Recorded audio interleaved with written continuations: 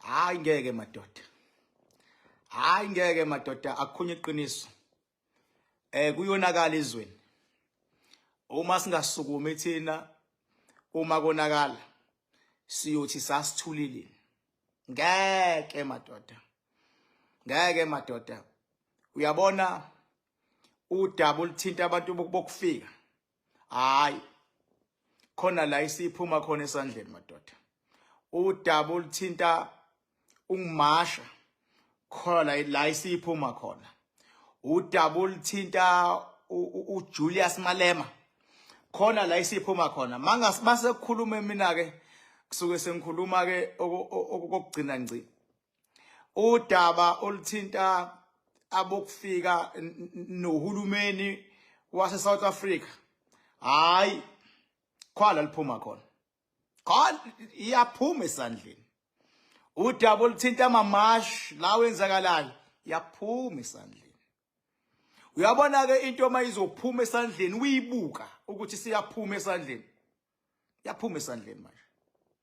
And akufanele ngabe lento ethinta amamash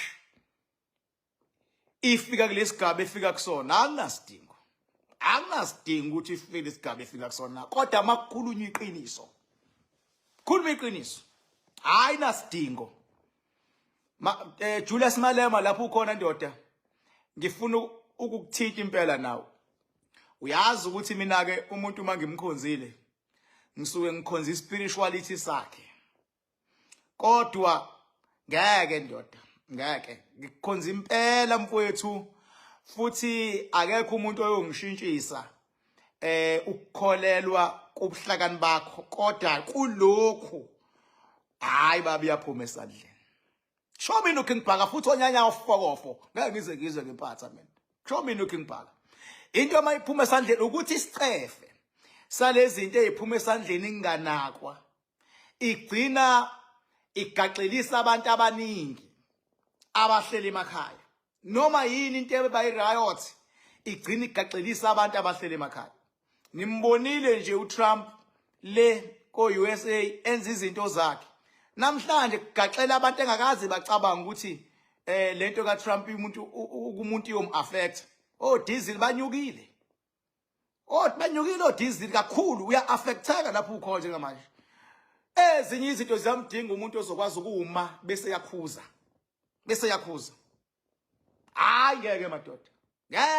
Ngeke. Ngoba izothi isuka lento ibiphuma esandleni. One kuyilungelo. Into ewi-constitution lengikhuluma ngayo. Kuyilungelo vele lomhlali waseNingizimu Afrika. Ungimasha. Ungimasha kulona icala. Ngeke futhi kushintshwe manje mase kuthiwa ungimasha sokucala. Ungimasha akulona icala futhi akushiwo ukuthi imahla kangaki.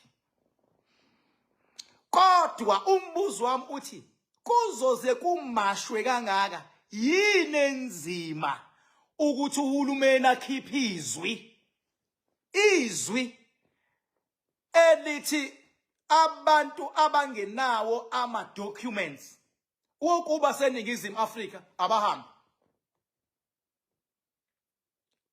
Yini enzima ukuthi upresident bezongena kwi-podium aqinisekise lokhu ukuthi uma ungenawo ama document aseNingizimu Afrika hamba kusatshwana ukushiwo leyo nto le.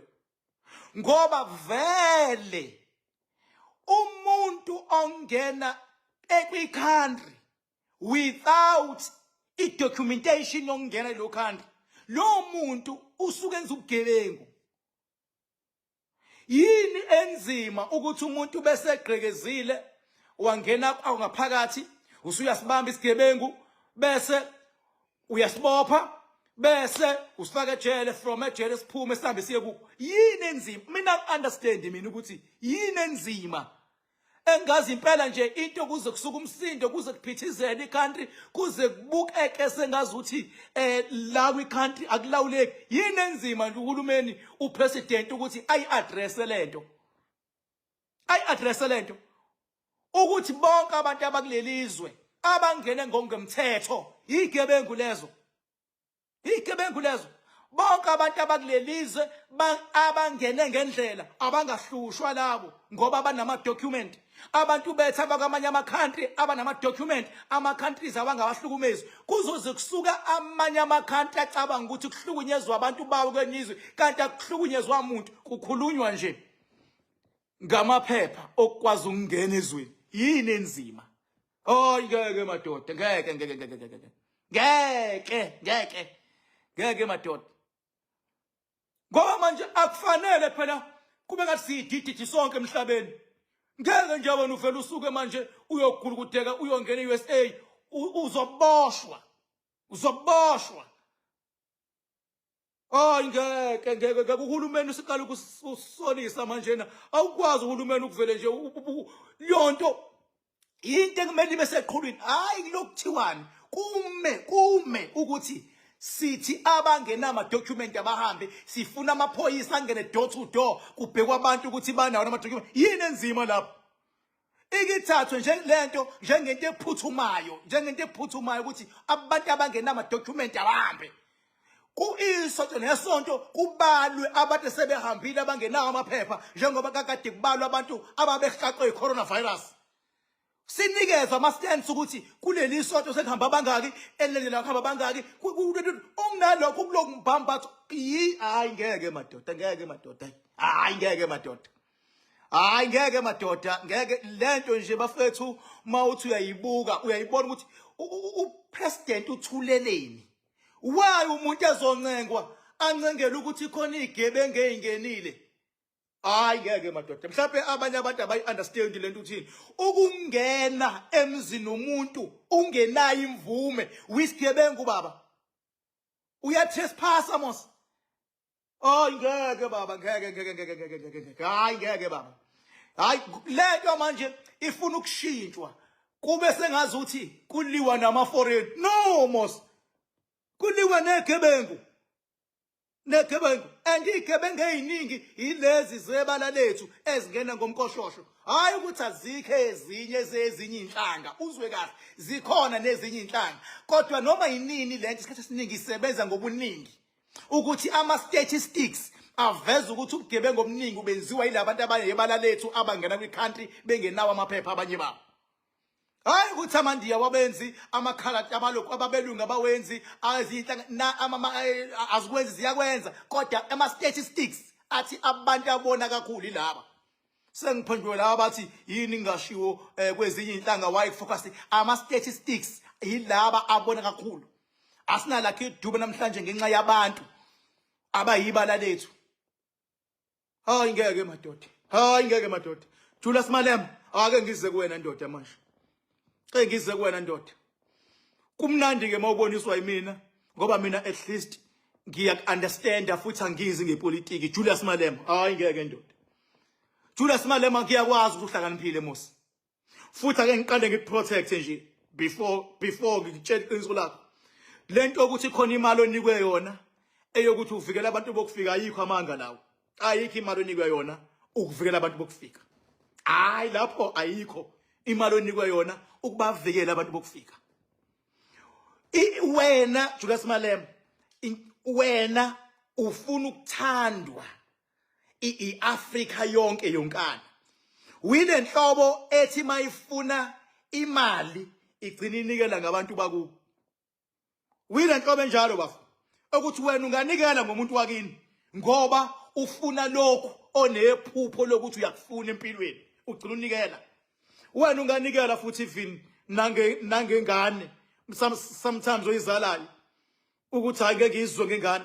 Unganikela bafu mawusufuna leyanto. Ungasacrifice into ezibalekile my brother. Bafethu njengoba silapha eMzansi asinayo enye country ekuthiwa singabalekela kuyona. Sithi siya kwamanye ama-countries sibuyiswa kule country le. Hayi Julius Malema, ngikutshela iqiniso mina my brother. Iqiniso yilokho kokuqala ekokuthi ufuna ukuthandwa, kodwa manje ufuna ukuthandwa kambi, ngokuthandwa ngongakwazi ukumela abantu bakini.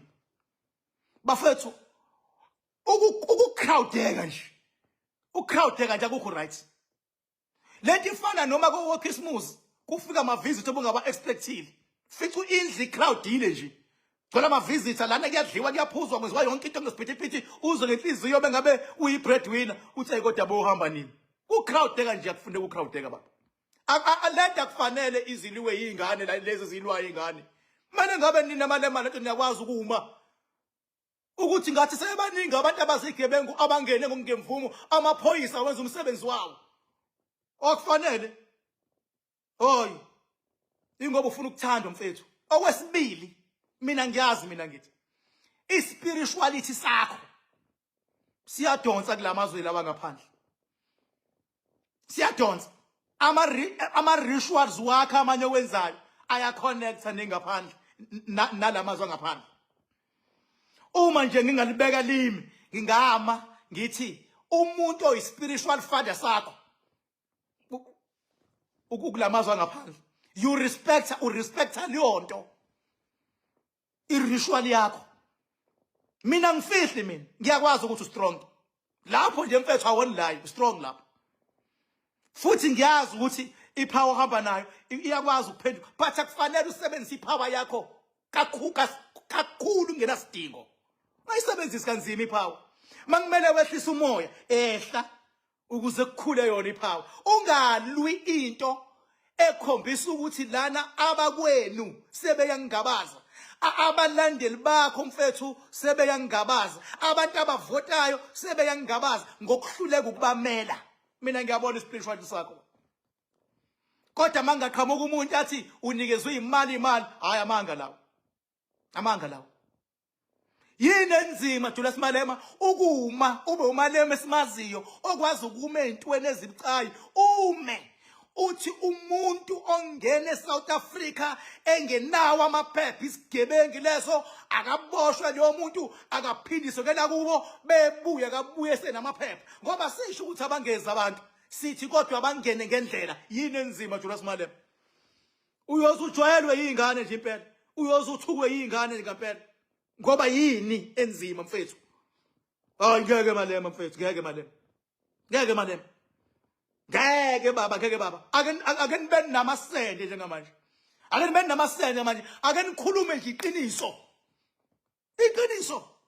even manje mawungabona umuntu ejump engene emzini womuntu icriminal leyo umuntu bejumpa ezeningizimu Afrika icriminal leyo isigebengu leso awukwazi baba umbhambatha kuthiwa kunezigebengu ngaphakathi uyambhambatha hayi ngeke baba kanti inhloboni epolitiki lesenidlala manje inhloboni manje akusho mina ukungibhaka futhi onyanya wafoko ngangeze fokhole mina bathule nje abantu madoda ngoba uyalibona ake ngibuye ngixwayisa laba abamashayo manje madoda anginichazele kanje I am a spiritual person mina hayi futhi umampara spiritual person niyabona isiphithiphithi esenzakalayo uma isiphithiphithi sabasiningi esenzakalayo kwaba nesiphithiphithi esiningi imimoya legijinywa nayo amadlozi abantu legijinywa nayo sekhona ngishilwane within abantu there is why uzobona abanye abantu bebe practice ama rituals wabo ngendlela abazopractice ngayo during ilokhuzana imashi ku involve imimoya no imimoya beke yasebenza kanzima ifuna igazi ngiyanitshela nje mina imimoya beke yasebenza kanzima ifuna igazi isuka izifunela yona fana noma usebenza kanzima funa ihlahlale ubuye uhlabe hlahlale ubuye uhlabe hlabe inkomo hlabe imbuzi uhlabe inkukhu uhlabe imimoya nje beke yasebenza kanzima yagijima ilwa beke yalwa ifuna igazi kulesigaba esikusona ngeke ifune igazi lenkukhu imimoya ngeke ifune igazi lembuzi ngeke ifune lenkomo kuzothi qhwi masifuna igazi lomuntu hayi ukuthi inini abantu abahola imashi enizothi hayi sesifuna lonto leyo baba kuzovele kuvuka abantu emalokishini ngokuhlukahlukana bavele bababulala abantu bokufika bethi sithe hambana nizwa uthi uyezwa sekufe 5 ngapha sekufe 4 ngapha sekufe imimoya iyobe isihlabela igazi. Lento is too dangerous bafethu. It's too dangerous lento. Kuthi uthi uyagijima yokhuza uzwe kuthiwa nangale sekukhona selimele nangale khona selimele ingasakuyethiwe imoya mayisifuna igazi ayilawuleki and iyazenzela. Njengoba ngikhuluma ngoKing Phaka ngithi angikhulume ukuze nayo imimoya izwe ukuthi mina ngiyazi ukuthi isiphetho kugcina kuyini. Ngiyazi. Ngirizwa ngithi mina bafethu ngeke thulelweni ngempela manje. Yindaba lento ingasukumi nje kubikwe bold ukuthi abahambe. Khona umuntu abayethembisa ngezinga eliphezulu lekuthi ubani lo muntu ommeli PA lapha yana ubani lo muntu ommeli PA lapha. Lokuthu u18 eyayithembisa le out le yana isakhankasa mani. Yayizigquma izivuza amathe ithi abahambe namhlanje ithuleleni le out madoda. Namhlanje ithuleleni le out madoda. Hayi ngeke bafethu ngeke. Kuzoze kuphenduka izwe uyabona nje ngesikhathi selooting akekho umuntu owayeplana kusahlukunyezwa uZuma kulokwehlwa kwenyuka kuyiwe enkandla kuyiwe enkantolo kuyiwe enkandla kuhlangane kune COVID kufika amaphoyisa phazamise akekho umuntu owayeplana ilanto izojika esithubeni iphenduke into aphendukayo ngeJuly unrest akekho owayeplana le nto le yazenzekelela yona. Even nabantu babekhuluma njengama public speaker not as ama instigator laba gcina beyiwona ama instigator. That is why noma uthi uyawabopha ama instigator awabopheki because awayiplananga le nto. Wona ayekhuluma ngokubona kuhlukunyezwa ikhehle. Lana ka sikhuluma kwi level ekhehle. Sikhuluma kwi level yemimoya yala eNingizimu Afrika versus imimoya yakamanye amazwe. EyaseNingizimu Afrika ithi kwangena igebengu kwathulakala nje. Hayi suka nini madoda. Malema ngiyacela mfethu ngiyazazi ezinye ingqinamba ezithi isinqumo sithathile ungasijiki. Kodwa lesi hayi sijike kancane ungasijiki kakhulu sijike kancane. Ngibonile mina usuthi uyazama ukusijika wasijika ngorong futhi. Sibonile mina usuthi uyazama ukusijika wasijika futhi ngorong. Usuthi hayi kulungile abangena document abenzelwe bekhona la ama document baba ngikubonile ukuthi le ama document uyakubona uyayibothi ibalekile kodwa iphutha elokuthi uthi abenzelwe swebela funa bahambe uma sebehambile besebenza kahle ama documents abo. Lento yabantu abangena ama document isihlukumeza even nalabo Nkosi yami abanama document which is unfair kubona. And izwi manje lisaqondi sengathi manje kuliwa nama foreigner. No, nathi phela sama foreigner kwamanye amazwe akwazi ukuliwa nama foreigner kuliwa nento eyisigebengu engena ngokungemthetho. Umuntu ongathi hayi akuliwe even nalabo abanama document ile silima ke leso asazi lutho. Ngisho ukuphuma nje kwicountry siye la eAfrica sikwazi letha loni ke ukuphuma ke manje sesiya ko Mauritius asazi leso. Bakhona bangasho bethi hayi abahambe even nalaba banamalo bese uyambuza umuntu loyo ukuthi mfethu uke nje wayi-applyela ivisa ya approve waphuma kwicountry wahamba ngendiza phezulu.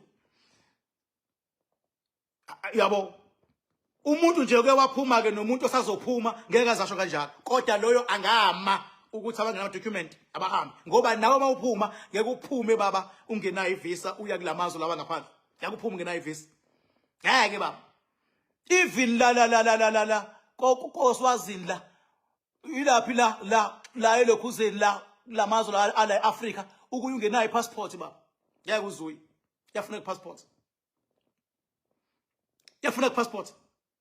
Let us all be honest and respect our country and face the truth. Kungabe ngathi ezinye ingane ngabe zimasha kube ngathi ziyahlanya Akusakhathele zona, sekukhathele ngisho amadlozi ala eSouth Africa. Hayi amadlozi azo. Umehluko zona sibe umhlatshela ukuthi gijimani, kodwa kukhathele ngisho amadlozi ala eSouth Africa manje. Ngoba yabonga ukuthi kuyaqhashazwa, kulethwa igebengu kuthiwa aziphathe azingene ngenkani. Suka.